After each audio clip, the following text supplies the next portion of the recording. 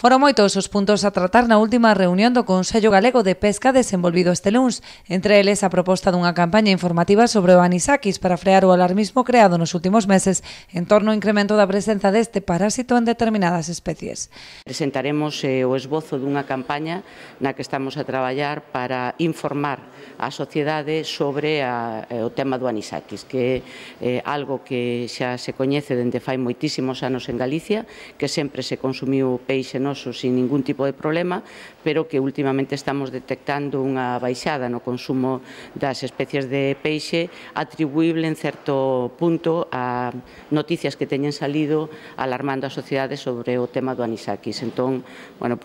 pedimos unha proposta de campaña de información aos consumidores e hoxe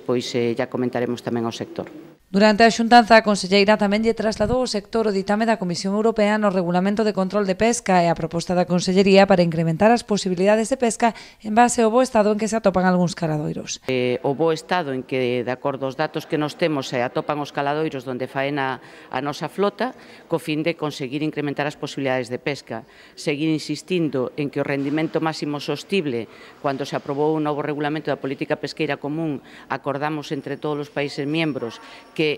fora no 2020, antes si era posible, pero tendo o horizonte do 2020, e entón non entendemos que se queira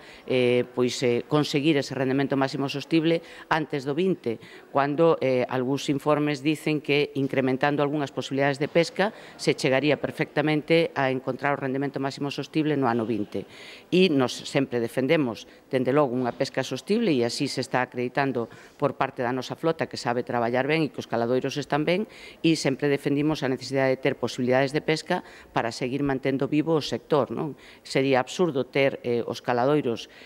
no máximo rendemento sostible, pero xa non ter sector de actividade pesqueira que pudera desempeñar esa actividade. O Consello analizou tamén a proposta de regulamento e desenvolvemento da primeira Lei de Portos de Galicia.